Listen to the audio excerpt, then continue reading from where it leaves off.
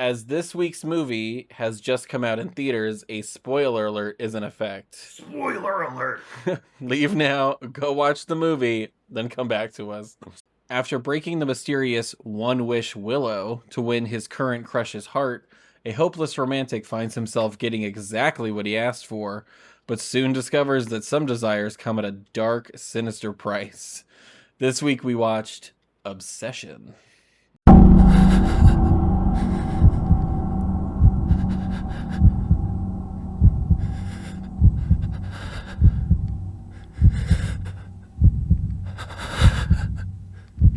Hello?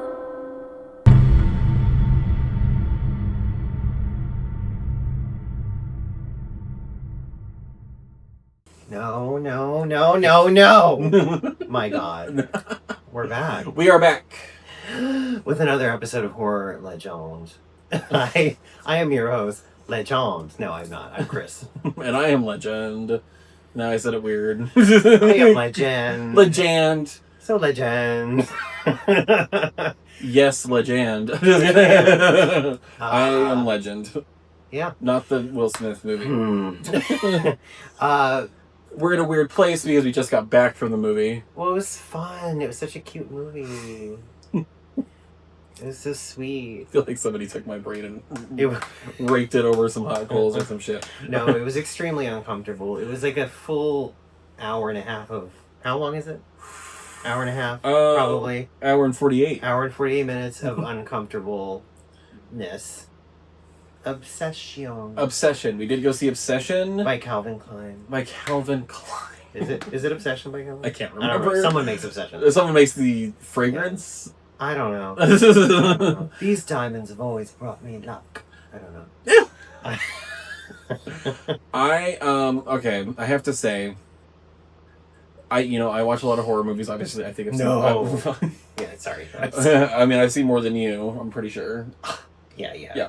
I mean, obviously this podcast kind of started out as me showing you horror movies. Because I didn't want to watch them. Yeah. And after this, I'm not sure if I want to watch it. Episode 63 is the last It's one. the last one. I, for the longest time, was kind of desensitized to horror movies.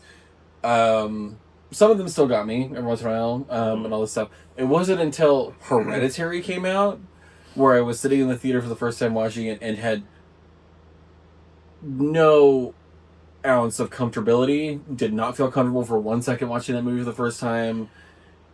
It made me feel crazy. That movie made me sad.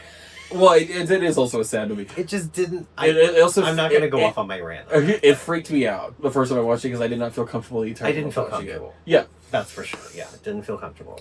So not since Hereditary has a movie made me feel this one even more so. Yeah. Uncomfortable.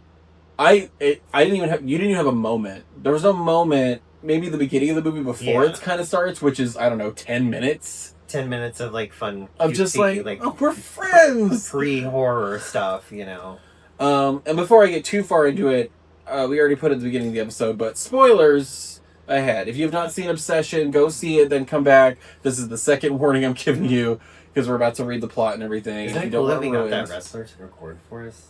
Oh yeah, spoilers. Definitely cool. Stone Cold Steve Austin. It was him. It wasn't me because I have a really soft, cute voice. Yeah, it wasn't me.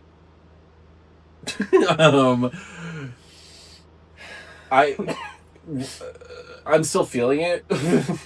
I'm still feeling uncomfortable. Oh, I mean, because of just are you sure that's the movie or just you? It's 100% me. I'm just 100% the movie. Because I can just feel it here. I don't know what it is. A lot, honestly, and it just gives you this constant feeling of so much. Yeah, I felt like she was around every fucking corner. I felt like she was around every corner. Nobody was safe. I didn't feel safe. And it was funny because I knew when she was going to pop up or when things were going to happen, but It was the timing. But the timing was so good that it... But it was it was unexpected in the way that she did pop up. That's what yeah, well, I think, and I feel like he did the timing so well that even though you kind of knew it was going to happen, it still fucked with you. Yeah, like a little bit. Like as I said, when we were in the car, when they were in the car, Yeah. which we'll get to, Yeah. I knew something was coming, but I didn't know. Did not know when. How or when. And I literally kept looking away from the screen because I was like, she's going to be somewhere. They're going to look out the window. She's going to be sitting there. I was just looking out the window the whole time. Somebody be there. I was like looking at the shapes outside the window just to see, because a few times she was like a shape somewhere and she came out. And we'll get into that too, because I'm pretty sure they fucked with the makeup to make her look creepier in the dark parts of it. Yes, they did. And they 100% did, especially the first time they did it when she's standing in the corner and she's telling me to go back to sleep. You can tell her face looks different. Yeah. It's weird because your brain already fucks with you when somebody's standing in shadows like that. Yeah. So they just heighten that with makeup a little bit, and it just makes it look even like more that she's like transforming into something. Also, we'll get into references to Japanese horror because there was a couple of that. But they also infer a lot of things too that I think are really cool that they don't outrightly say that are happening. Oh yes. But we'll get to that. Yes. But yeah, we'll get into it. We did Obsession. Came out. I think it says technically last year, but I think it was. I think it's because of like festival stuff. Oh, okay. So wide release, I believe, is this year. It has to be. The wide release was this year. 2020. It says it premiered in 2025 at the Toronto. Yeah, Toronto Film Festival. International Film Festival. So then acquired distribution rates, blah blah blah. Worldwide this year. Okay. Directed by Curry Barker. Now, he has only ever made short films. He is a YouTuber, originally a very good one. His shorts and stuff are hilarious. Like he makes really funny videos. Oh, they're funny usually? Some of them are funny. Like there's a lot of them are funny, and then I think some of his more short films are like creepy. There is such I need to see more of them. The pipeline from this, as Trixie always says, the pipeline from comedy to horror is just so prevalent. It needs to be studied. It needs to be studied. I mean, that's because the line between comedy and horror is very thin. You could take all of this and put it to a funnier track. It would be fucked up, but it'd be kind of funny. Yeah. And like some of it, could read as kind of funny, but that's where like camp and stuff comes in. There was a little camp in it, which I liked. I appreciate that. It's like, well, it's like Zach Krager, if nobody knows Zach Krager, who did Barbarian and Weapons, originally was in The Whitest Kids You Know, which is like one super funny YouTube shit from when I was a kid. Yeah, because there's like him, there's us. Jordan Peele. Jordan Peele, comedy to horror, who really knows, and I believe those people do well in horror because they know how to use ridiculous things well. Yeah. I mean, John Waters' movies are just a tick away from being he could turn it into horror if he wanted to. He could absolutely. They could 100% be Texas Chainsaw Massacre. Pink Flamingos and Female Trouble could be horror. 100%. Female Trouble especially could 100% absolutely be horror. 100%. And I believe it's because they know how to use ridiculous, over-the-top camp so well because of the comedy that it just translates so well into horror. Yeah. And they're also just really good at it because they know how to freak you the fuck out and make you laugh all in one thing. And I know that even they say about comedy, whereas comedy, a good comedy knows when to make you laugh and when to make you cry. Yeah. A good horror movie is the same way. It knows when to freak you the fuck out and give you a break and make you laugh and bring you back and still scare the shit out of you. Like, it's like very much a good balance. Yeah. And Barbarian and Weapons were exactly like that. Yeah. I'm pretty sure Resident Evil, whenever he releases his Resident Evil movie, is going to be like that. I mean, there's already some funny moments. 100%. Even in the clips they show. Yeah. Where, like, he's, like, shooting the gun and he misses the lock and he's like, motherfucker. Like you add those ridiculous moments. And Curry Barker was really good at handling how over the top it got, that it didn't become ridiculous, but still was so over the top crazy. It seriously was over the top. It was so over the top. But it didn't get to the realm of, like, stupid. No. Because that's also a fine line. Yeah. Because not everything is camp. Some things are just stupid. Camp is whenever you're doing that stupid thing on purpose. Well, I think camp also is, there's a sense of earnestness that needs to be there. 100%. Like, you really are trying to make this great thing. And it's like, if I was in this situation, it'd be ridiculous. Yeah. Yeah. This is a ridiculous situation. Like, John Waters is camp because he was truly trying to make something. You know what I mean? Yeah. And there's a seriousness to it, but yet there's not. Yeah, exactly. Yeah, Curry Barker, director, writer, and editor, actually, too. He edited the movie, is what it said in the credits. We got Michael Johnston as the main character. Who, oh my god, he's so cute. Openly gay in real life representation. He is so attractive. We have Indy, I want to say it's Inde. I don't know. Indian Navarrete? Navarrete. Navarrete. I don't know. Indy? I think it's Indy Navarrete, but who plays Nikki, who plays the main girl. Incredible. She is incredible. Yeah, she was really so amazing. Good. For sure. And of course, like, you know, people have said it before, if you go into this movie and you watch it and you still think that he's the victim, she is very obviously the victim, and they do allude to the fact that she's the victim the whole time. This is not is not like a movie where it's like, oh, I mean, they're both kind of the victim. Well, of course. But this isn't. He didn't know that was happening. No, but this isn't a movie where it's just like, oh, we're thinking, oh, bitches be crazy. Like, no, like she's very clearly a victim. Oh yeah, for sure. And it takes a lot of those tropes. Yes. Of a crazy woman. It takes the tropes of people who portray women as crazy in these movies and shows you, like, no, she's not crazy. Yeah. Somebody is doing this to her. Exactly. Like, she's not crazy. Something, really, yeah. It's really doing it to both of them, but it's his fault. So it's like... I mean, you know. We have Cooper Tomlinson, who plays Ian, Megan Lawless, who plays Sarah. These are just like the main characters. Yeah. And Andy Richter. Which I did not know he was in it until the end of the movie. All of the people I would have ever pictured in a movie like this, he is not one of them. Oh, I could see him in a horror for sure. Just because but not this. Him. But not this, because I wasn't...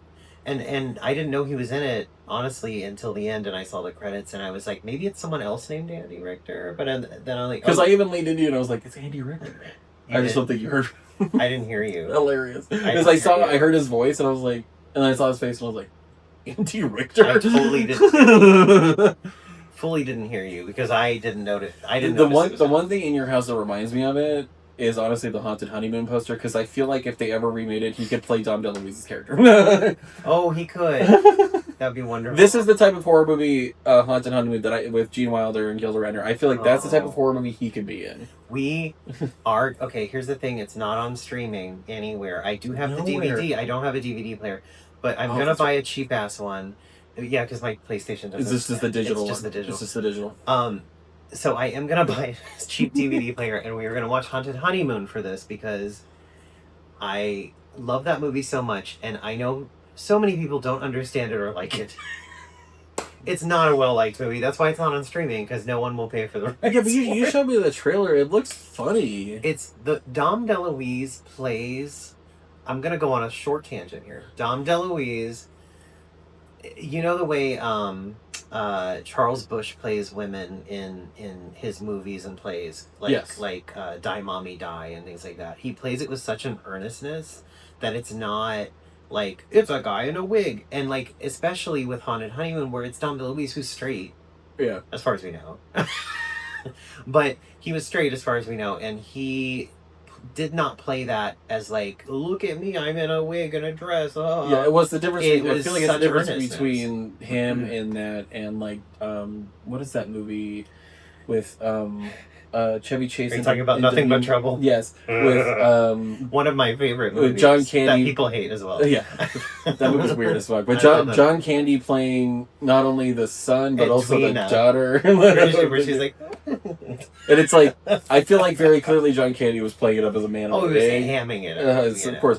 But I get what you mean by like Charles Busch and stuff, where it's like, no, I'm playing a woman. Yeah, there was a lot of earnestness to Dom DeLuise's There was portrayal, like not even like there wasn't even a lot of jokes of being like, oh, it's a man in a dress. No, it's like the only joke was like the fact that he was like a big older woman who slid down the banister of a stair. You know, like with the banister creaking all the way down. 100%. You know, but like yeah. We will be doing that movie. Yeah, at some point we will do it, because we need to do some horror comedies. Like we haven't done Shaun of the Dead yet either, and I would love to do that one. No. We almost did. We never did Anna and the Apocalypse. We watched it. We did watch it though. It's a rough movie. It's kind of rough. Yes, I loved it the first time I saw it. and you watch it again. And then I watched it again, and I was like, "Wow, this is rough." You're like, well, I should have just watched it the first time. Yeah, should have kept the memory alive. Sorry. Okay, I interrupted Andy Richter. Oh no, it's fine. Just like a lot of the other people. Yeah, everybody interrupts Andy Richter. Well, those are the main people. Yeah. All of them did a really good job. I feel like everybody in the movie did a really good job. But she, like the main guy, Bear, Michael Johnson, was really good, but she knocked it out of the park. If she doesn't get any sort of recognition for doing that shit, yeah, which pisses me off. I'm gonna go on a rant. Okay. We'll put the little dot on the YouTube video of like most skipped. Yeah, if you want to hit the 30 seconds. I'm just kidding. No, well, it's because like Toni Collette never got recognition for Hereditary. That's ridiculous. And she should have. That was astounding. And it wasn't just everybody thinks like it's not just the monologue. There's also that scene where she has that scene in the group therapy session where she's talking about her whole family. Yeah. She is so good at what she does. Yeah. Oh, did I send you the bloopers from Hereditary? No. Oh wait, maybe. Yeah. I didn't watch this. Oh, was it Hereditary? It might have been for something else that she was in. But she was like putting a painting up on a wall.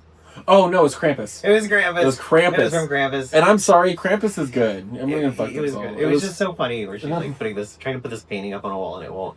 It just won't go on the wall. She just keeps doing it. She's like. I guess we did do that one. That one is a horror comedy. We did do that. Yeah. It's not as much of a comedy as Haunted Honeymoon. But it's a fun fucking movie. People talk fun. So much shit about that movie, and I'm like, that movie's fun. It's fun. I liked it. It's a fun Christmas horror movie. It's cute. It's fun. By the guy who did Trick or Treat, which you still need to see. Haven't seen that yet. I did, however, see. Shit, what was it? It was so bad. It was with the guy from Stranger Things. Eleven's adopted dad. What is his name? David Harbour. David Harbour. Where he's Santa, like the Viking Santa. I heard it was like stupid, but I heard it was fun. So fucking stupid. Is it just dumb? You know what? Honestly, it was fun, but it was the dumbest shit. But it's dumb. Yeah. With like bad Christmas puns. Yeah. Throughout the entire thing, so bad. And was it John Leguizamo's in it too? Oh god. Doing as the villain, doing horrible Christmas puns. I love it. Anyway, I live. Should we actually talk about the movie? Probably, yeah. Okay. Toni Collette didn't get recognized for Hereditary. Oh, yeah. Which made me upset, to be honest. Yes. Jane Levy never got recognition for Evil Dead remake, and I thought she pushed herself to the limit with that shit. Getting into character. Is she the main? She's the main girl in it who gets like possessed, who gets like all the things. She deserves. I need to rewatch the remake. I haven't seen it in a while. It's so good. It was so good. She deserved some type of recognition for that too. There's a couple of other people, and I was so glad that finally, with weapons, that someone who did a really good job in a horror movie, Amy Madigan, who plays Aunt Gladys, was finally fucking recognized for a performance in horror. Yeah. If we could retroactively give Toni Collette a reward, please. You should. You should. Also, the Academy annoys the shit out of me. Make a fucking category for horror movies. They really should. Just do it. At this point. Don't put them in with drama. Don't put them in with comedy. Fucking make a freaking separate category for horror. You have enough horror movies coming out that you can do that. I think that horror movies have proved their point at this point. Like they prove like their worth at this point. And between the directors, like you have brand new directors like this coming up who are killing it with their first project. We still need to see Backrooms. I'm excited to see Backrooms, and I'm pretty sure Kane Parsons killed it. Yeah. Curry Barker killed this immensely, so good. You also have Zach Krager, who like just starting out with his first 2 movies, and now he's working on Resident Evil. You have Jordan Peele doing fucking horror movies, and he's been well known in the fucking film industry forever. Who's did And his are genius because they actually show black actors in horror movies in ways that nobody else portrayed them. True. Who's the monkey? Who did Monkey? Oh, Osgood Perkins, Anthony Perkins' son, also good. Another person who handles camp so well. Yeah. Longlegs was incredible. Yeah. And the monkey was also incredible and stupid and funny and campy. Like, they're so good at it. Now they're working on a second Longlegs movie. I saw that. I'm intrigued. I'm intrigued by it. I don't know if it needed one, but I'm intrigued by it. Gladys and Longlegs on the road. Right. Road trip with Gladys and Longlegs. Gladys and Longlegs. That'd be great. Well, and then Zach Crager's also now working on the prequel to Weapons about Anne Gladys's character. Wouldn't it be so funny if she hated T-Rex and it was like that was the It's like, whole it's thing like is fucking T-Rex. The whole thing's like a buddy comedy where they kill people. And he just gets on her nerves the whole time. Oh my god. So funny. Somebody write that. Zach Crager? I'm gonna write that. And they're working on the prequel with Aunt Gladys and stuff like that. I don't know if I need it. You had Ari Aster with Hereditary and Midsommar, which did get some recognition for some things. It's just... horror needs to be recognized as the thing that it is, which is really good. Yeah. But also, horror was also the starting point for so many people. Not just actors, but filmmakers in general. At least so many people have done a horror movie as their first movie. Yeah. Between people like Jennifer Aniston in Leprechaun, Joseph Gordon-Levitt getting killed 15 minutes in a Halloween H2O as his first feature film. You like all these people. Yeah. Kevin Bacon's first movie. Super young? Yeah, very young. Oh, it was like right in the middle of or after Third Rock from the Sun. Like it's very that's funny. I was so in love with him. Oh, adorable. I was we're the same age, so I was the same age when he was in that. I'm not talking about now. When he was in that show, and I was the same age as him, I was in love with him. For those who don't know, Kevin Bacon's first movie was Friday the 13th. Johnny Depp's was Nightmare on Elm Street. Like yeah. Like you have all these people who like got their start in horror, and it's not just them. It's like filmmakers. Mine was Catholic High School Girls in Trouble. That was my first film I was in. Like, I was Mother, Sister Mary. Was it Rosie? Yeah, Rosie was in it. Rosie as Mother Sister Yeah. Mary. That's amazing. Came out in 1975. Oh my god. But like it's also filmmakers. It's like a lot of filmmakers take inspiration from horror because you can do this type of shit on a very low budget. Like, I mean, Evil Dead, when it was first filmed, like, they were strapping cameras to 2x4s and running through the woods. Exactly. Like, he did it with a bunch of his college friends. Yeah. The budget for this was $750,000, and I know that's a lot of money to a normal person, but for a movie, that is nothing. And it made, what did we say it made? It made like over 100 and something million. It was 200 something million worldwide already. That's crazy. Yeah. Like, I mean, Paranormal Activity was made for what, $15,000, $50,000, and they filmed it at the director's house. Yeah, and it made hundreds of $1 million at the box office. Like, it's crazy. Like, horror, I think, is a good blueprint for a lot of people to take inspiration from because they're the ones that are really innovative in creating things for movies and how you do things in movies and how you could do things with like little to no money just by being creative. I don't have any money. And we have jack shit. You want to give me money? Okay, I'm going to get us back on track here. Anyway, rant over. But horror needs more recognition. The plot of this movie, about these two crazy kids. Oh, these two crazy kids. Baron, which I think is a weird name, but it's cute that they call him Bear. Baron Bear Bailey. Oh, it's Baron Bailey? Baron Bailey. That's adorable. Baron Bear Bailey. The fact that they call him Bear was so cute. I don't know. Adorable. It's just him in general is adorable, so they call him Bear, it's adorable. He has romantic feelings for his friend Nikki, both of whom work at a music store with their friends Ian and Sarah. He returns... It's like a musical instrument store, though, isn't it? Yeah, it's like it would be like a small, I don't know, guitar center type of. I don't know. Yeah. They literally worked at a musical instrument. It looked like used instruments or something. Yeah, I think it was like new, used, Yeah. He returns home to find his cat Sandy has died after accidentally consuming oxycodone. Is that what it was? Yeah, because that's what he put back in the cabinet. I didn't see the label on it. I just saw the name on the label. That's what he takes. Yeah. Well, and then whenever.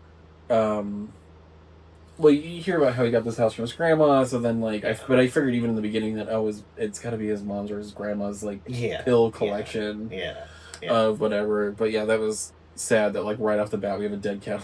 Yeah, which did not look realistic at all, but I'm okay with that. Because 100%. Didn't really want that anymore. No. Yeah. Also, I prefer things looking a little more like stuffed animals and using practical effects and CGIing a cat on the floor. Absolutely. It looked like a little stuffed animal cat. It was kind of cute. Which, honestly, to be quite honest, like, trigger warning, like seeing dead animals, like I've seen dead dogs before, you know, when your dog passes away stuff. It's weird how they go from being lively to looking like a stuffed animal on the floor. That is true. It's really creepy. This one truly did look like this one literally looked like a stuffed animal. But sad. Oh, but yeah. I saw a meme about this movie where it said like, oh, I can't watch that because it was like just in general, like I can't watch that horror movie because that animal dies. And then it says, meanwhile, the people on the set, and they're like tossing the cat around. They like toss the cat into the back of a truck. They have like pictures of them. They throwing the cat doll around. Yeah. So like, yeah, you know. That's one of the funniest things I ever saw for a movie was like, it was Princess Bride. And like I was like, can you imagine having the job of throwing a gigantic rat puppet at Carrie Elwes from off camera? I know. Hilarious. The way he looked in that movie, I would throw more at him. I would throw myself at him. He's still a very good looking guy. He is. Yeah. He is still on. Yeah. Bear. Wait, he returns home divided. Yeah. Bear shops for a gift for Nikki at a crystal shop. Not really. She lost her necklace while she was on the phone with him that had a crystal on it. It fell in the drain. Fell down the drain, so he was getting her a new crystal necklace. So he's at this metaphysical crystal shop and buys a one wish willow instead, a novelty toy that claims to grant one wish per person when broken. See, and I love this too because like, it's been a trope in other horror movies too. Yeah. Like when you have like a novelty item be a thing, like the monkey is the fucking wind up monkey. Yeah. Originally it was the cymbals, but then it was the drum. Or monkey's paw. The monkey's paw. Or I'm trying to think. There was another one. Yeah. Gremlins. But it's like they use like a novelty item thing. Well, it's very needful things. It is needful. Very needful things. It's like if you focused on one item and made a whole movie out of a needful thing situation. Merlin's Magical Shop of Wonders. Yep, gotta see that MST3K version. The Mystery Science Theater 3000 version. That is so good. We watched it. We did watch. Yeah, we did. I showed it. That was so funny. It has what is that old guy's name? I can't remember. It's so funny. But so bad. It's honestly like it's a funny trope to use where it's like one novelty item. Sorry. You're welcome. It's one novelty item that fucks up your entire life. Yeah. Which they do use the monkey in Merlin's Magical Wonders too. With the cymbals instead, not the drum. Not the self-remote. Go back. Watch our episode on the monkey. Later that night, Nikki directly asks Bear if he likes her, which he nervously denies. Oh, I have to talk about the girl that was in the metaphysical shop, because that was great. I loved her.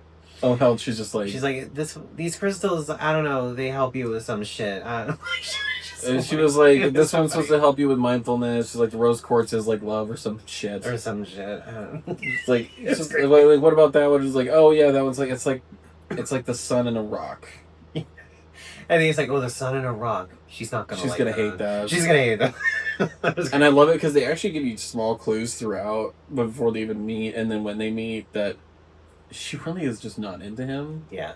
And they give you those small moments, and it's like, yeah, all you had to do is tell her so that she could just be honest with you, and then everything would have been fine. That's not how movies and TV work. But that's not how the world works. Someone needs it is how the world works. It's not how movies and TV. It's not how people work. Because people can never just be upfront. Sometimes they are, you know. It's sometimes like, a little too much. Sometimes a little too much. But no, yeah. You always have to have like a misunderstanding or something not said to get things going, and that's usually how like old TV worked, because it was always something really. And people who very obviously, I'm not going to tell her. Yeah, people who obviously have a myriad of mental health issues. Yeah. That they are not actively seeking help for. He nervously says, "No, I'm not." No. Okay, but this is after full back and forth. Him being weird and awkward. Yeah. Her kind of being more straightforward. And then him calling her Freaky Nikki, which is something from whenever they were in school that she hates. Yeah. Because people made fun of her. And she's like, I fucking hate that. Yeah. And then she comes back, she's like, it was a joke. Yeah. And then she's like, do you like me? Like, right off the bat. I was like, damn. She really gives him a lot of opportunities. So many opportunities, and she's so straightforward about it. Yeah. I don't know. I never understand I guess I guess it's fear of rejection, but I never understand in a show or something when someone's like, when they give you like 50,000 opportunities and it's so obvious they want you to like say something. Oh yeah. And they're just like, no.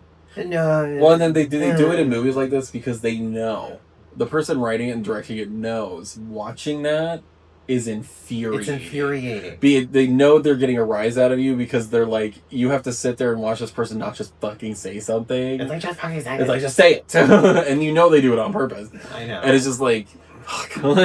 Hate it though. Yeah. Frustrated with himself, Bear breaks the one wish Willow, wishing for Nikki to love him more than anyone in the world. More than anybody in the world. And then right after, she creepily stands outside of her house completely still and then turns around and comes back to the car and wants him to come inside. And then says, my father's dying of cancer. And then she kind of forces herself into his place. Yeah. So, there is a build-up for how crazy it gets, but it also does start right off the bat. It starts right off the bat. And then it just gets worse and worse and worse. Because she's lying about it immediately. Oh yeah, that her father's dying of cancer. Yeah. Well, and then you get the friends being like, yeah, she hates her dad. Yeah. Like, what? And he's perfectly healthy. He's perfectly healthy. I called the hospital. They were like, who the fuck are you talking about? Yeah. But it's like, I loved all of those moments because even if it is just a nod to the audience of him like on the phone and she's just all of a sudden walks into frame and then walks back out of frame, or the next day when they're in the store and he's talking to his friend, even though she's out of focus in the background completely, you can still see that she's looking at him. Yeah. The whole time. Staring. All my plant lights went off. I was just saying, I don't know if the lighting changed. That's fine. It's just crazy. Like, I loved every single thing because he paid attention to every detail, even in the background. Oh, for sure. Of what was happening. Like, he's on the phone in the restaurant. She gets up from the booth. You can see her in frame, and she's looking, and then she walks back to the booth, and it's like, that was great. Again, did not feel comfortable for 1 minute. No. At all. Well, they jar you into not feeling comfortable immediately with this scene that comes up. Yes. Where in bed she kisses him, they start making out, but she abruptly starts screaming and pulling away from him. And says that she saw something. Well, and I love those two. And she's like, "Oh, it was a panic attack." It's like, no, that was actually the real Nikki coming through. Yeah. The whole time. Yeah. Those moments where she would scream like that and be like, I thought I saw something. It was actually the real person trapped underneath. Trapped in there, like, not wanting to be doing this. It was just great the way she, like, screamed and then, like, it's just a panic. I just really like that. But it puts you off guard. It puts you on edge immediately because it just, like, that was super jarring, And it wasn't so much a jump scare, it's just super fucking jarring. The next morning, Nikki creates a memorial with Sandy's remains, and that disturbs Bear, because, she dug up his cat and put it on the floor with candles and stuff. Put it on the floor of the kitchen on a cushion with candles. He's like, you can't do that. He said something really innocuous. This is fucked up. You can't do that. Yeah. So he might have had some suspicions that something was wrong at this point. She explains. He already had suspicion something was wrong the first night they were in bed together. Yeah. She explains her erratic behavior as a result of taking MDMA, and the two start happily dating. There's like a whole montage of cute, Yeah, he thinks something's wrong, but it's creepy at the same time. Oh, 100%. Yeah. Montage is like happy, but also really creepy. Yeah, it's a little creepy. At this point, it's like, yeah, she's acting weird. She's not acting like her normal self. It's creepy, but he still doesn't realize, like, he doesn't know that this Willow thing is really what is, like, worked. Yeah. And why would you, like, to be fair to him, why would you think that something like that you picked up at an herb shop would work? Yeah, no. Like that. Exactly. Like, usually when you see something like this, like, you use this, make a wish, then you break it. It usually means, the goal is usually just to put your intention into something. Well, it looked like a novelty, too. Exactly. Yeah. But it's like it's just something that's supposed to be like, oh no, the wish is really you putting your intention on something you want, so then you can kind of go get it. Yeah. Not, it's a wish that automatically works as a wish. Like, so to be fair to him, it's not like he knew it was gonna work, but he still did nothing to stop it in the middle of the fucking movie. I mean, because he was so happy with what was happening. I'm a witch and I don't believe in half of this shit. Oh, 100%. Sometimes I pull tarot cards and I'm like, I don't know if I believe in this. And I've but I'm doing it anyway. And I've read the book The Secret. No, I'm just kidding. I have read it. No, I haven't read it. I haven't read it either. I believe in tarot cards now just because of the reading I got in Bisbee. So, which all I'm going to say about that. But see, I still want to get a reading again from my mom's friend because she's very knowledgeable and into it. Like, yeah. I mean, she runs a school where she teaches people in meditation and everything. That is cool. She's incredible. I feel like I would get a love and light reading from her though, whereas maybe she is pretty honest about some shit. I feel like I would get like a love and light reading, whereas like this woman was not pulling punches in her reading. So I mean, it was right off the bat. It was right off the bat, not pulling any punches. So which I appreciate that a lot because God, I love when people are brutally honest with me. Is that weird? No, it's a wake-up call. I fucking love it. Yeah. I love when people are brutally honest with me. I love when like people just like are really, really honest because it like helps me. I don't know, it helps me. You know what I mean? Yeah. Yeah. Anyway. So in the comments, if you want to be brutally honest. If you want to tell me just how much of a piece of shit I am, just kidding. Not mean, brutally honest. There's a fine line. There is a line between honesty, between well, I just tell people the truth and just being a dick. So I mean, like exactly. The next morning, the suspicious Ian informs Bear that Nikki told Sarah she saw Bear as her little brother shortly before they began dating, and she lied about her father's cancer. This is when they're at dinner in a public place. In a public place. That was the no. Yeah. Yeah, because when he brings it up to her, she has a full meltdown. Yeah. Don't do that. We were having a nice night. Why would you do that? Don't do that. As everybody's staring at them and she's freaking out. It's great. Again, she was insane. Incredibly insane. That night, Bear wakes up to see Nikki creepily watching him sleep, which was a beautiful scene. Like, it was so well done. Where it's just like him looking around the room and like you immediately see a figure standing in the corner that looks very creepy. In the corner. And you can tell they fucked with her face a little bit. But he's like looking for her, and then he sees, and he's like, Nikki? Like, what are you doing? She's like, go back to sleep. I don't like the dreams. I like that she like walks forward a little bit. Go back to sleep.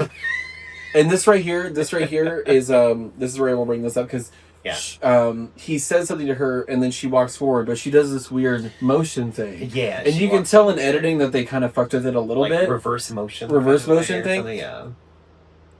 I swear to God, this is Curry Barker making references to Kurosawa's horror movies, Pulse, Cure, things like that. Especially Pulse.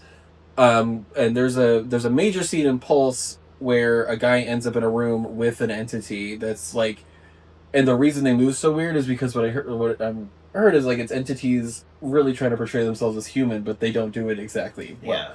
So it's literally, the whole scene is intense because, especially if you get really into it, it's literally just a woman who's like in shadow, just like walking towards him in like slow motion, and then doing these weird moves. Yeah. And then slow motion again, walking towards him.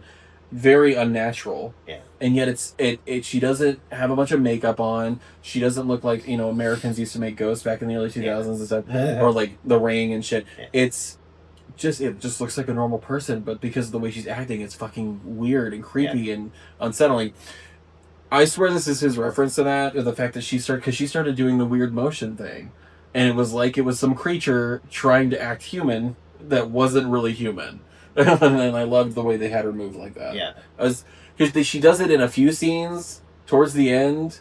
The one where she backs away from him scared the shit out of me. The way she moved, the way they had her move backwards and reversed it, scared the crap out of me. That I did not. I felt so unsettled by that. I thought it was just cool to see. I was like, oh, no, it was really cool, but it was unsettling. And then she's immediately back in darkness. It's kind of funny. Unsettling. What makes me feel viscerally scared when I watch a movie as opposed to like it's weird. We different things. Because like for me, I'm just like, oh, that's cool. Like it didn't invoke anything. Well, I thought it was oh, cool. cool. It was just very like abrupt and unsettling to me. That You I was know?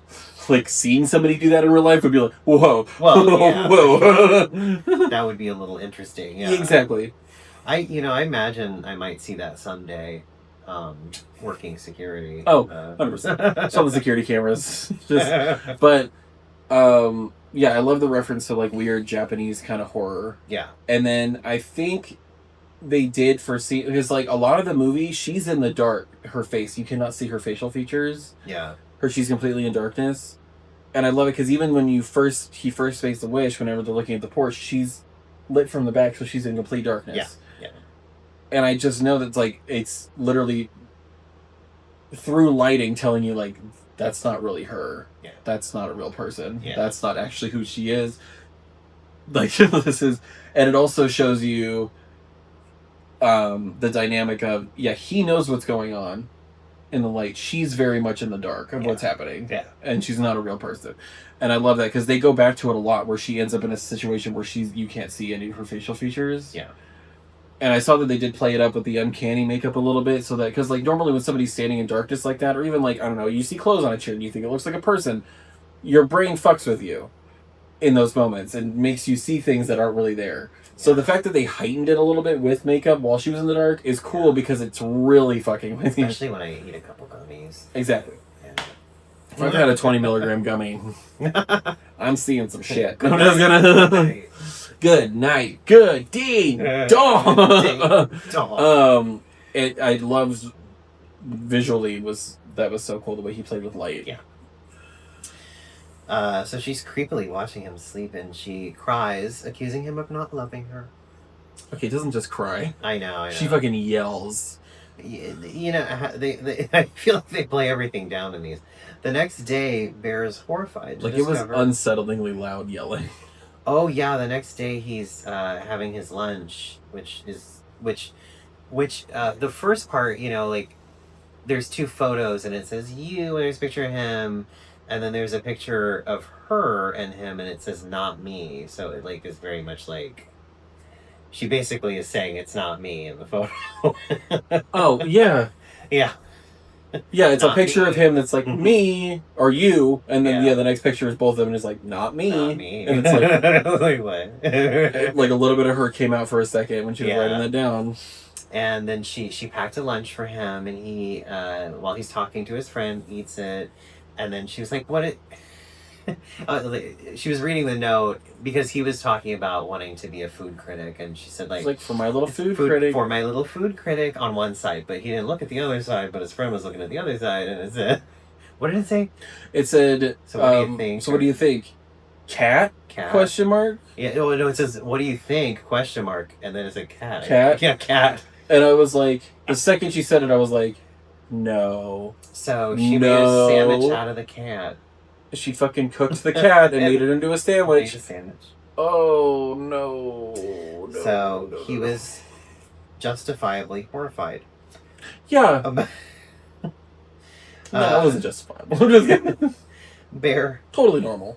Calls One Wish Willow's customer support to alter his wish or to cancel it. Yes. The voice on the other end is very, like, sarcastic, which is funny. I will say, I can leave it out of the trivia stuff. I will say the other voice on that other end was Curry Barker. Oh, it was the director. That's funny. Did the voice of the Willow guy. Trivia Corner. Trivia Corner. Also, because they went to trivia that first night, there was actually a cameo too. The host is actually Curry Barker's father, Jeff Baker. Oh, that's funny. Or Barker, who is a renowned playwright. Oh. World-renowned playwright. Oh. Oh, well, interesting. The elder Barker also served as a script consultant for this movie, so his dad was a script consultant. No, just kidding. 100%. Well, it's kids that have artist parents. Oh, yeah. To be, you know. Well, my thing My is... parents have not one creative fucking thing in their body. My thing a little bit is, and I know a lot of people because of my mother being an artist and in the community and shit. Yeah. I'm just kidding. My dad actually was an artist before he became a truck driver. That's what he was doing. Oh. He was painting. And then he gave it up. Probably would have been a lot happier if he didn't. Yeah, he gave it up. And then everyone in his family is an artist. The This is my grandma's, my grandpa's, my those uncles. are your families? Yeah, these are all my family's paintings around. Well, not these ones, but no, these are mine. Actually the talented. Those are mine. This person here. Well, except for that one. That one's a friend from San Francisco. Yes, these was very pissed that I own that, by the way. Well, it's supposed to be my ex's Andrew's, and he gave it to me, and she was super pissed that he gave it to me. But she's a very amazing Hawaiian artist who's gotten a lot, like, she makes gigantic, yeah. But anyway, that's not mine either. This is from the thrift store. Douglas got that from me from the thrift store because he said, "This is weird. It reminds me of you. I'm gonna buy it." Thank you so much. But yeah, to me, like, people who don't own that they're a Nepo baby, just do it. Yeah. Because, like, who's gonna fucking blame you? Your parents have all these connections and shit. Use them. If you got them, use them. Yeah. If you got them and you can get into a field that you really want to be in because your parents are in that field, just do it. Like, yeah, for sure. You were born with a connection. A lot of people got a network for that shit. Use it. I feel like it's insulting for you not to use it. It's true. To be quite honest, it is true. You got it. You might as well fucking use it. Like, I'm not gonna get mad at you if you just own it. And then if you decide you want to be an accountant instead, that's fine. It's like every fucking Skarsgård knows that they're that because their parents forced them to be actors. That's all everybody knows. It's connections and shit, and they like you don't have to deny that shit. Oh shit. So he's talking on the phone somewhere. Okay, the voice on the other end says the wish will only expire when he dies. He's like, well, I guess it'll go away when you die. Then puts a hysterically screaming Nikki on the line because he's like, do you want to talk to her? Yeah, it's like they have her soul in a fucking box somewhere in the back, and she's like screaming in the bag. She's like, you want to talk to her? And he's like, what? Nikki, you want to talk to her? I don't want to talk to her. And she's just screaming. And it's like, where the fuck is she? It was so crazy. There's a lot of like I did unanswered things. Yes, I did love the way they did that. Yeah. With the call on the guy, and they weren't just like... Because they weren't just like, oh, it's the devil, she's in hell. Yeah. Like, no, it's some random guy on the fucking phone. You want to talk to her? They don't explain what the fuck she is. Yeah. They don't explain why she's there. Like... It's kind of like it's very Vincent Price sort of like horror, 100% thing. It's funny. Do you wish to talk to her? Should have had him. He's dead. Oh. Nikki, damn. Damn, he could have done that part. God, even if it wasn't old age, at this point it definitely would have been. That'd be so funny if it was him. Right? Would you like to talk to her? Would you like to? I was in the fly. Nikki accompanies Bear to a party. This part's fun. At Ian's house that night.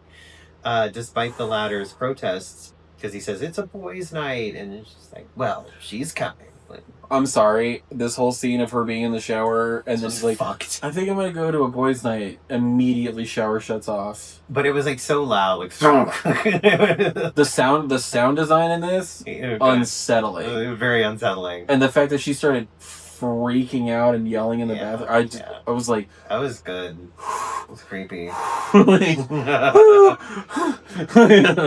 was like, tell her she can go. Tell her she can go. They were doing like a game of like drinking Jenga. It was like stuff was written on the Jenga blocks. Yeah, they have that. Yeah, it's like a big Jenga thing, and then whenever you take a block out, they have something written on them that says like, kiss the person to your left, or and tell a joke, or like he first she pulls one. Nikki pulls a block. She doesn't say what's on the block, but she begins to recite a violent, incestuous retelling of Hansel and Gretel. Yeah, very incestuous retelling of Hansel and Gretel. And then me sitting there, never having read the original Hansel and Gretel, I was like, there's no fucking way that's the original story. And then she sat down and was like, it's just like a book I'm writing. And I was like, oh, Jesus Christ. I was like, there's no fucking way the Grimm brothers put that in fucking Hansel and Gretel. But what I love is it was basically the whatever demon inside of her coming up with this fucked up story off the top of its head, which I think is great. I also love the fact that they never said demon. They never referenced any sort of entity. You know it is. You know it is. But they never have to like say it. They never say it's an entity. They never say it's a demon. But you know it's not really her. Exactly. And the fact that they never mentioned it is good. I love that. Because it made it less cheesy. Yeah, we don't need that. The second you start doing demons and shit, that's when you have to start adding in religious shit. And it's just like The Conjuring. And it's The Conjuring. And... which like aren't bad movies, but like well, some of them are depending. That last one was bad. Yeah. We already did that one a little bit. That wasn't good. Bear draws a block, daring him to kiss the person to his left, who is Sarah, who she likes him, and he kind of liked her too, but he... Okay, we'll say Nikki, very pretty. Sarah, also gorgeous. She's so gorgeous. Gorgeous. Both of them, really. She wasn't when we were done with her. Oh my god. I felt get to that. so sorry for her. That. Like, fucking A. I like her character. They just had to add the college thing in there too. I was like, you motherfuckers. Nikki... It's just so funny because this doesn't do justice to what she like gets up, you know. It was almost like watching that Don't Hug Me, I'm Scared episode. All the puppets like going. Watch that, by the way. It's good. She like gets up and moves the chair away, and then like sits down, like kneels next to him, and like. It was just so funny. She stands up, is immediately frowning, frozen, creepy, oh, the weird frown. and then just walks behind her, and I'm like, oh god, what is she gonna do? I know. And then she just grabs her chair and pulls her back, and then takes her place, and it's like, fuck. So unsettling. What's even funnier that I realized, and we'll probably get to where I don't know if it gets to where Sarah dies, but spoiler alert, Sarah dies. But they're in there in the car, and she's telling him like, well, you know, you were to my left, so we were supposed to, and that's when her head comes through the window. Yeah. She comes through her window on the left. Oh. I just realized that. That's funny. It's like I was on your left. through the left. Nikki then starts screaming and stabbing herself in the face with a broken bottle randomly. Which this is... No, she has a moment where it's the real Nikki again for a moment. Yeah. And she thinks she sees something, and then she says, not me, it's not me, and then smashes the bottle and starts hitting herself in the face with it, which could either be her trying to kill herself, or whatever the thing that has her body is trying to just tell her to fucking stop. Yeah. But, like, I think those moments are genuinely, I think, her trying to kill herself. Yeah. Because it's... Well, yeah, because she asks him to kill after her this. later, yeah. But, I think... and I realized that he gave her sleeping pills because whenever she's like, oh, we should take my dad and get him tattooed, he's like, I got sleeping pills in my pocket, we can do it tonight as a joke, and it's like, oh. There was like a meme or a joke about like how every horror movie has to have that moment now where someone is like hitting themselves with something or stabbing themselves with something. God, one of the worst ones. All of them do. Yeah, one of the worst ones was Talk to Me. Oh, that was awful. And the kid was smashing his face against the thing, and his eye was... Well, no, that wasn't... That was nowhere near as bad to me as the other one, Bring Her Back. Oh, Bring Her Back was so bad with that. Same people, too. Also, originally YouTubers making movies. I never want to talk about that movie again. That movie was... I never want to see that movie again. That movie was... no interest. So... That movie fucked me up. No interest in the sense that it, like... In the sense that it was highly fucking depressing. It was just depressing, and it was... It was sad. Did we do that movie? We did. Okay, yeah. It was sad. There was no fucking resolution for the main kid. He died in the most unclimactic way on purpose, and it was just so, like... Beyond all of that, it was the gaslighting for me that bothered. Oh my god! More than anything else in that movie. But we already talked about it. You can watch that. We can watch that episode. Bring Her Back. I will tell you, if you do watch it, it's a very heavy movie. It was way too heavy for me. And, like, the only other movie that I've watched that's, like, been incredibly heavy that I will not watching it is Requiem for a Dream. I will not watch that movie again. I've seen it twice in my life, and I am good on that. I'm good on that. Ellen Bernstein, just know that you make me cry. Back home, Nikki threatens suicide if Bear does not join her in bed. In the middle of the night, Sarah texts Bear to meet at the park. Okay, threatens is crazy because she goes on a monologue. It's a whole monologue about and this is after she did the thing where she backs up all weird and then it's back in the darkness. Yeah. And looks fucking creepy, and then she goes and gets a knife and is just standing there, and she's like, yeah, I could go to bed alone while you go to Ian's, but then, it starts out warm and then it becomes She's cold. like, I'll be nice and warm, and then I'll be cold. And then this, and it's like It a was like this whole monologue thing. about basically her killing herself and dying. And it's like, Jesus Christ. Like, in the middle of the night, Sarah texts Bear to meet at the park because she has to tell him something important. And he's like, I can't leave because their arms on me, Yeah. Bear he does attempt to leave. A lucid Nikki awakens. Awakens. Like, the person we see in bed is still eyes closed. Yeah. Whatever. Nikki is now awake in her own body for a second and can she's speak. Claiming that her persona is asleep. Yeah. Like, whatever the fuck she is. Yeah. And begs Bear to kill her then. Yeah. So just kill me. And he's like, what? And he's still in this weird mindset of them being like together. And he's like, what is so wrong about us being together? She's like, Bear, we were never together. Yeah. And that's when he decides to leave. And it's like, fuck. She's like, just kill me. Like, yeah. So he leaves. Sarah reveals to Bear that Ian and Nikki had been casually hooking up for 2 years, and is concerned that Nikki is using him to get back at Ian. Because for some reason he's keeping all of this weird shit to himself. I couldn't do that. I would be like, hey, so also, Nikki's gone insane, and also, I'm sorry if you've been friends with somebody for like years and years and years, long time, since high school, all this stuff, and this thing starts happening to one person, they're acting weird, and this happens, and they tell you even something crazy like, yeah, I made a wish on this fucking thing, and now she's going crazy, and it works. This thing works. Believe your friends. Yeah, always believe your friends until you can prove them wrong. Yeah. Just believe what's happening because it could save your life. I don't know. I always believe whatever fucked up crazy shit people tell me unless I have reason not to otherwise. Yeah. I really do.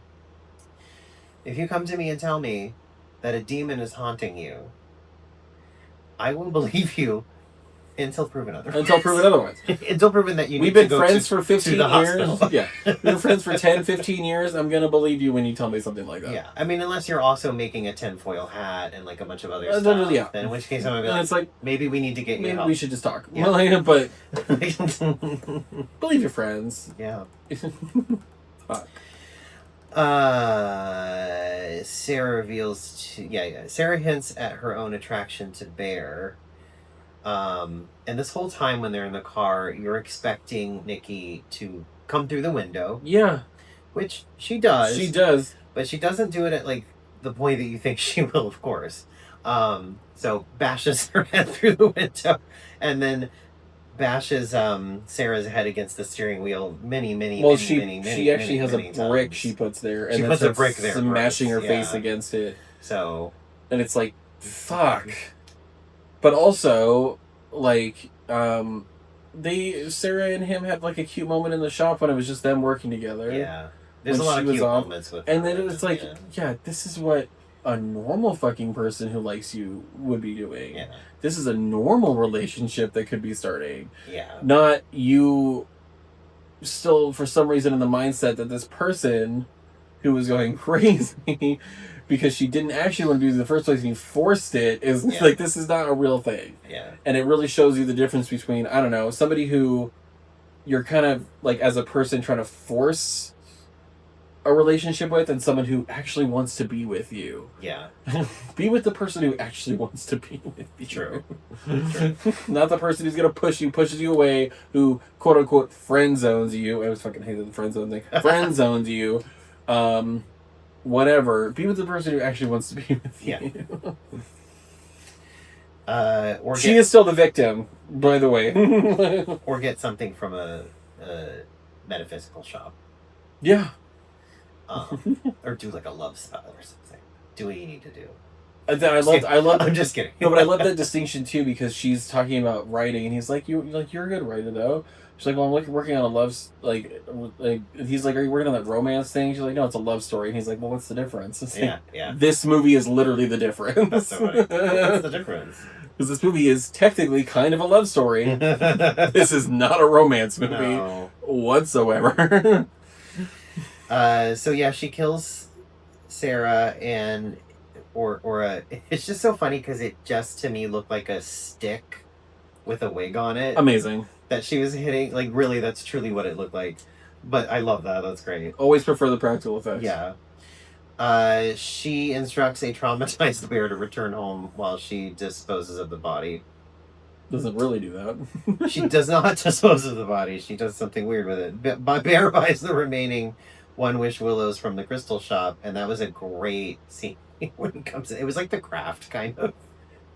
It reminded me of The Craft, like the store. Yeah.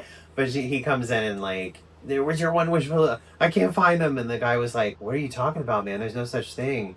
And he's like, I'm just fucking with you. They're right there. That was hilarious. And he's like, well, you can't come in here with all this fucking energy, man. You got some energy. You can't come in here with all this energy. You can't come in here like that. Again, adding comedy into horror. Yeah. He's clearly covered in blood, freaking out, and the guy's like, you can't come in here with this energy. But he sees himself in the mirror and he's like, oh, I am fucking crazy. Okay. And it's a distortion mirror a little bit, so he's all distorted a little bit. It's just like... So he's like, okay, like, she's obsessed with me, and he's like, well, that's great, like, and it was just funny, and he's like... He's like, what did you do? He's like, well, she's obsessed with you. The guy's like, what's so bad about that? And then he was like, what did you do? Yeah.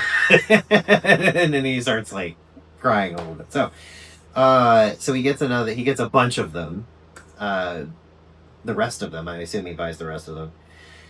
He can't break it himself, because he has to get someone else to do it, because he only got one wish. You already used your wish of the willow. You can't break it. It won't let you break it. Which is why I'm glad they did that, because, like, people would ask, like, why do you just go back and get another one and do it himself? But it's like, it's a one wish willow. Yeah. He takes him over to Ian to try to get him to undo his wish, but Ian is not believing him, because he's really... he does come in acting kind of crazy. He comes in hot. So he literally and figuratively. Yeah. But Ian is like, does not believe him and wishes for $1 billion, which crashes through the roof. Starts falling from the sky. Yes. And he says at that moment that he was getting a bunch of texts from Sarah to go over to Bear's house, which obviously were from Nikki since Sarah's dead. Yeah. And he's like, don't go to my house. Do not come to my house.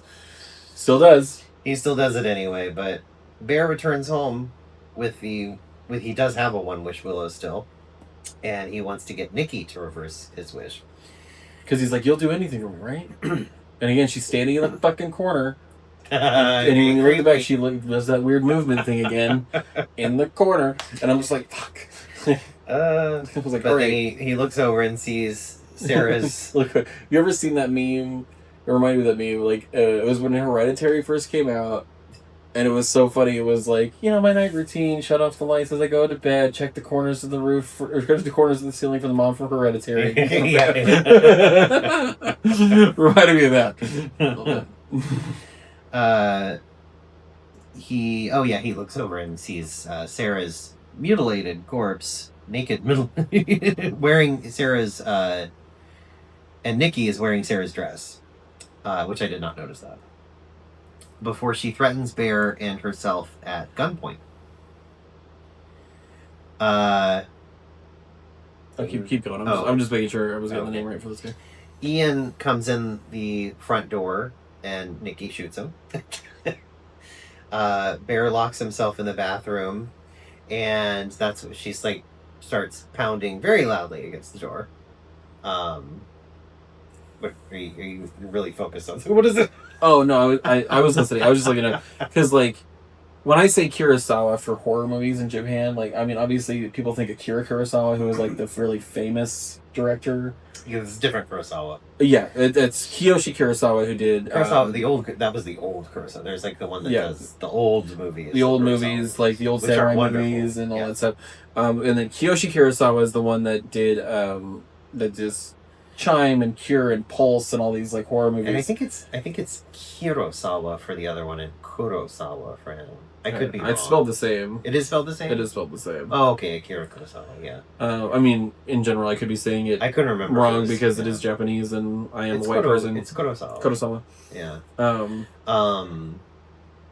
But yeah, just the distinction is Akira Kurosawa is the one who did the like samurai movies, the old like very he well did known Rashomon and Seven Samurai. Yeah, all those, very like, well known. Ran and like all those really good like Yo Jimbo too. He did that one. That Very cool. well known, very high, I really love his highly regarded director. And like Kiyoshi Kurosawa is still a highly regarded director, but he does horror movies, and he's obviously still alive since Akira died in 1998. But just to make that distinction, nobody thinks I'm saying that Akira Kurosawa directed Pulse and a bunch of horror movies. Yeah. Okay, so I didn't notice that Nikki was wearing Sarah's dress, and then she shoots. Okay. Yeah, she's smoking a cigarette and wearing her dress because she says something like, is this good? Oh, okay, that makes sense then. Because of Sarah liking him and shit. Ian comes in, she shoots him. Bear locks himself in the bathroom. She's like going crazy, pounding on the door. And then I think she senses that he's going to kill himself, so she's kind of like, you know what, we can take a break if that's what you need. Like, she starts sounding reasonable. Like, yeah, we need space and we need to take a break. Like, she's like, starts doing that. He's got the gun and can't shoot himself, which, like, I get it. Because you know that creature or whatever is sensing that he's trying to kill himself. So she's like, oh, never mind. Everything's fine now. He can come out. He was trying to shoot himself, but he couldn't do it. So he takes all the oxycodone that killed the cat in the beginning. So foreshadowing. Yeah. He quickly changes his mind and tries to start vomiting. But you hear the music because whenever you open the One Wish Willow, it makes music. Yeah, and you can hear that music outside the door, and then all of a sudden, as he's trying to throw up, the camera does like a weird thing because you can see that something changed. Well, suddenly his face is like happy because he's in love with her too now because he has the same thing. Because she made the wish. She wished for him to love, but he had already taken the pills. But he had already taken the pills. A wish-controlled bear emerges from the bathroom and kisses Nikki, and then suddenly he starts dying from the overdose. And then Nikki's crying, and then not Nikki is crying and is going to kill herself with the gun. She grabs the gun. But then Bear's death causes the real Nikki to regain control. And then suddenly she's like... Now she's stuck in a house with 3 dead bodies. Waking up with all these people she killed, and fun. A psycho home and 3 of her friends dead in front of her. And then the credits are just her crying uncontrollably. As it's like on the TV. I loved that shot. That was good. Of the TV and the credits. The upside down TV. Well, and obviously very much a reference. The way he died, and then she's about to kill herself. I'm like, this is so Romeo and Juliet. Yeah, it was very, where it's like, she didn't really die, but like, and now he's really dead. You're very fucked up Romeo and Juliet. Like, that's well the end done. of the movie. Well done. Oh, 100% well done. Trivia Corner. Trivia Corner. Trivia Corner. Okay. So it was filmed in just 20 days. Wow. Which is crazy for a movie. It was shot for under $1 million and was picked up by Focus Features for distribution for $15 million. This was after a bidding war with Neon and A24, who both wanted it. Oh, how funny. They were fighting Focus Features for it, and Focus Features ended up getting it. Wow, and Blumhouse. Oh, God. Ugh. Well, they produced it. Oh, yeah. Focus Features distributed it, but A24 and Neon really wanted that because obviously you're gonna make a shit ton of money on it. That could have very much been an A24. Yeah, and I 100% will always support Neon and A24 because they are amazing to their filmmakers.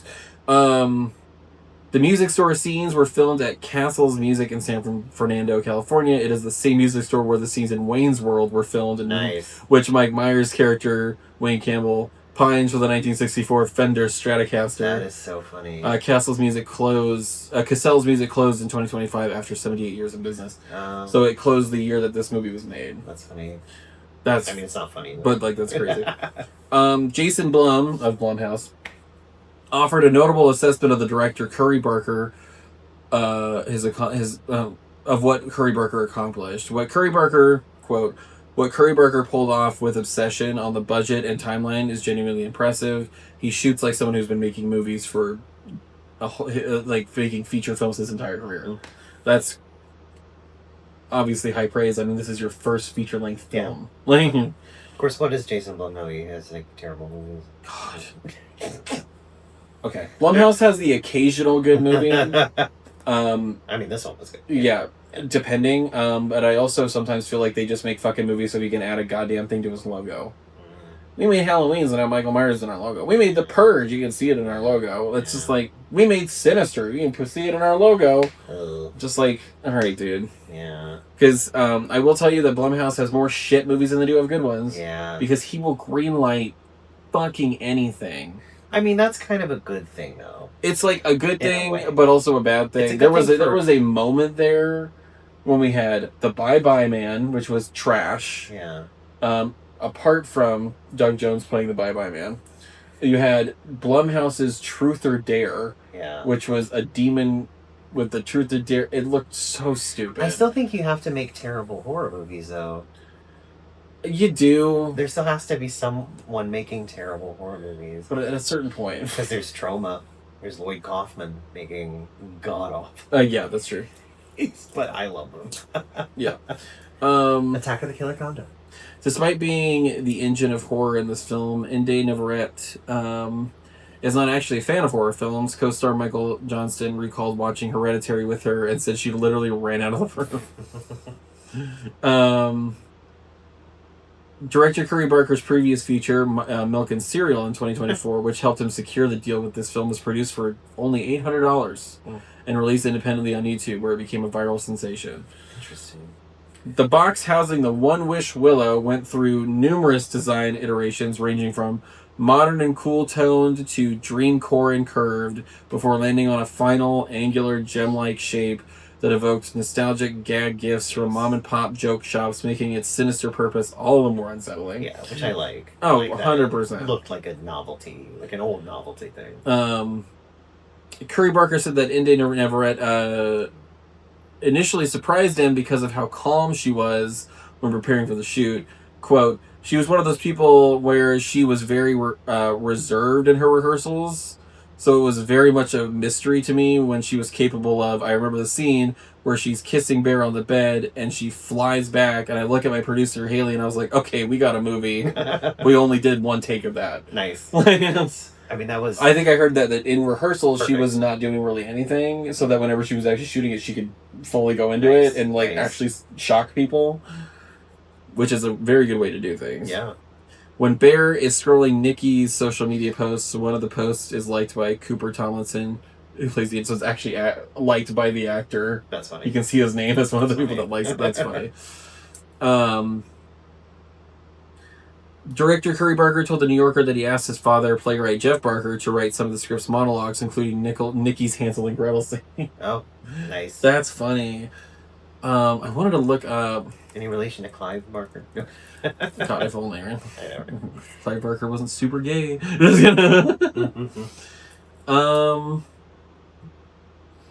I don't think Jeff Barker plays. Yeah, I don't think I know any of his plays. No. God Said, Unspoken for the Time. I don't know any of these. I'm not really well versed on like all either. of the plays that come out either, though. So yeah. Just wanted to see if we knew any of them. But that's funny that he had him write the Hansel and Gretel monologue. That's funny. Dad, can you write an incestuous, dark Hansel and Gretel monologue for me? Right? I just wanted to see if I'm saying that's like my dad wrote a porno. Oh yeah, Inde Navarrete.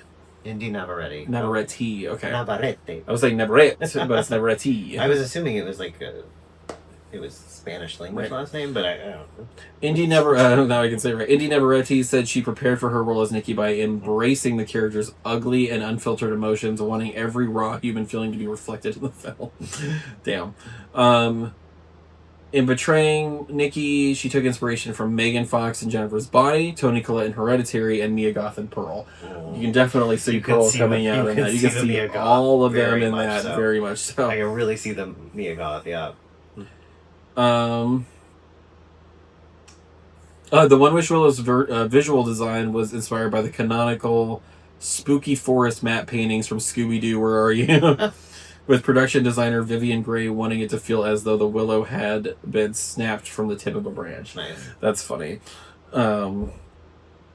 Yeah, see, Curry Barker has cited the Japanese horror film Pulse, directed by Kiyoshi Hirasawa, as an inspiration. There you go. And he took a lot of inspiration. I don't know if you've seen it. No, I haven't. It's very good. I haven't seen it. It was very much a movie where he was showing kind of the dangers of how technology is affecting humans. Because 2001, that's when like computers became bigger, all this stuff. It was really him showing how technology can really fuck with us. And like take over. I don't think I've seen any of his movies. Whenever you say Kurosawa, I think of the old one. Yeah. I think of the old movies because I love old samurai movies. Steven Spielberg is a fan of the film. Obsession became the first non-Christmas released movie since Spielberg's E.T. To increase its box office grosses in both its second and third weekends on release. I feel like he's going to say the same thing he did about Weapon. I feel like he keeps saying it about horror movies. He's like, well, I'm not going to make a horror movie because it's perfection already. That's what he said about Weapons. Yeah. He'll probably say that about this too. Probably. I'm never that excited about Spielberg movies. He's coming out with another one that Alien one. It's very Spielberg. It's very E.T. It's very... When he produced Super 8 for J.J. Abrams, it was very E.T. I just feel like when you become that big and that Hollywood... Your movies become Oscar bait, no matter what you do. No matter what you're doing. It feels like that to me. It has a feeling like, to it of full-on escape and not... Like, you can tell... You can really tell when it's a Spielberg movie. Yeah. And I'm not thrilled. But, you know, it might be It could be good. Who knows? I don't know. I mean, the actors they got were good. So I don't know. Yeah, that's true. In some of the scenes with Nikki and Bear before he makes the wish, director Curry Barker and Indy Neveretti do 2 different takes of the same scene as Nikki. One take where she actually was interested in Bear, and one take where she wasn't. Both takes of those scenes were then incorporated into the final cut to highlight his uncertainty as whether Nikki truly likes him or not. That really felt like that to me. That's cool. Do you know what? I knew this before I watched it, and I forgot to look for it, and then now you're saying it again, and I'm like, that's fucking cool. It really does make you kind of... It didn't seem certain when she was like... It makes you really... Because it makes you stay with him in the sense of you're both questioning... Yeah, you couldn't tell whether she actually was interested or not. That's cool that they did both scenes and then switched it. That's so cool. Both takes of those scenes, incorporated in... and considering the film is primarily shown through Bear's perspective. A similar method was utilized in the film American Psycho with Christian Bale, where Willem Dafoe delivered some of his lines 3 separate times, which were then used alternately to highlight various levels of suspicion towards Christian Bale's character. Nice. Creating a similar feeling of ambiguity. That's awesome. Yeah, that's such a cool way to do that. In one interview, Barker fully admitted that he did not have a lore book on the rules of the One Wish Willow and prefers to leave the finer details up to the audience's interpretation. No, totally. That's what I like. The only thing he's been firm on is that the Willow is neither inherently good nor inherently bad. It purely depends on the wish itself and its wording. Like if he would have worded it a little different, it might not have been as crazy. There's a lot. For such a new movie, that's interesting.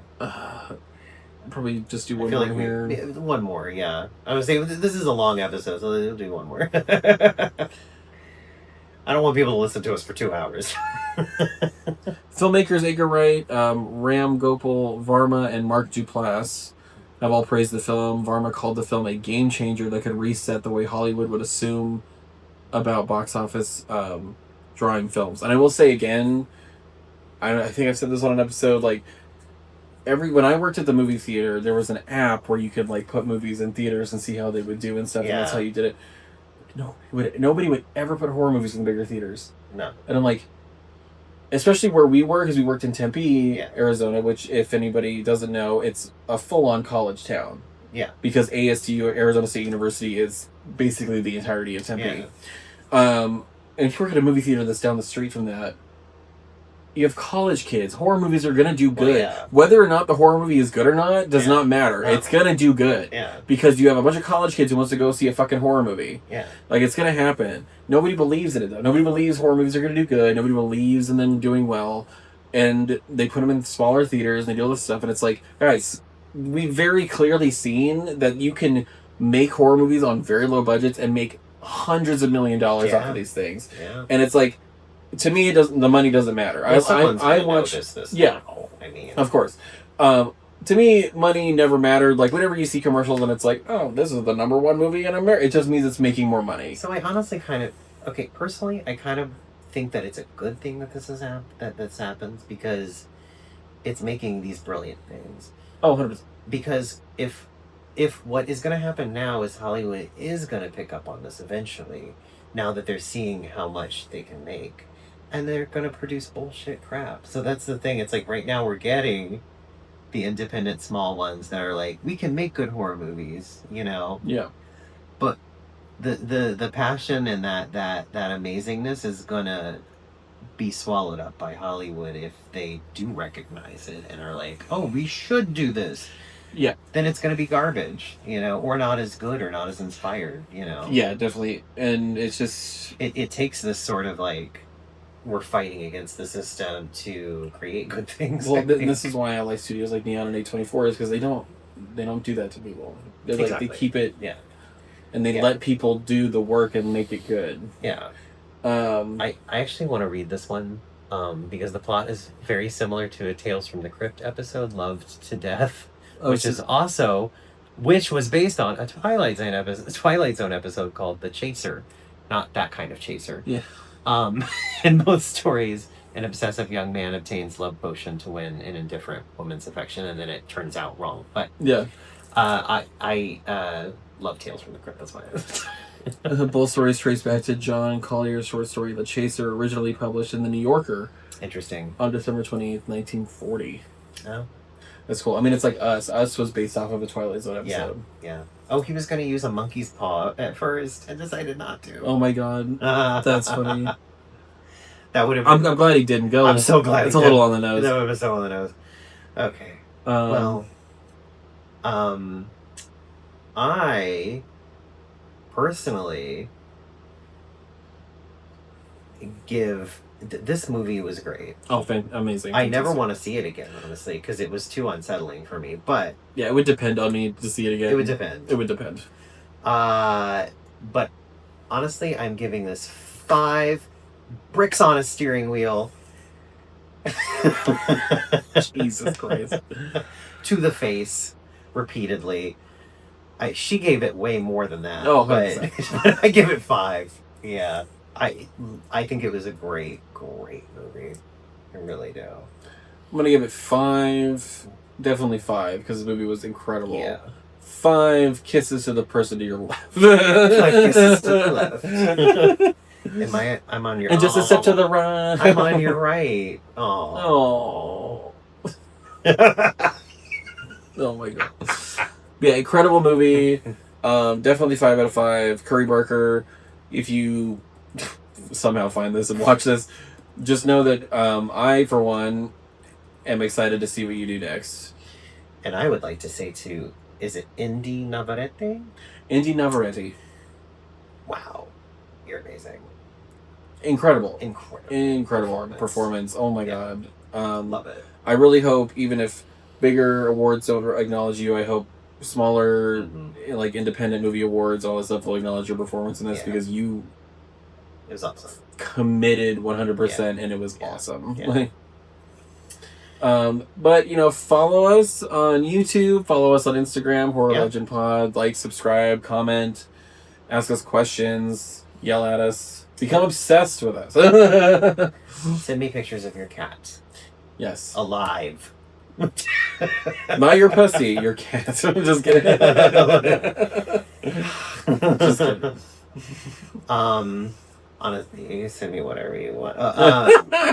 Until the next time we meet, goodbye. Goodbye. Be careful what you wish for. Be careful what you wish for.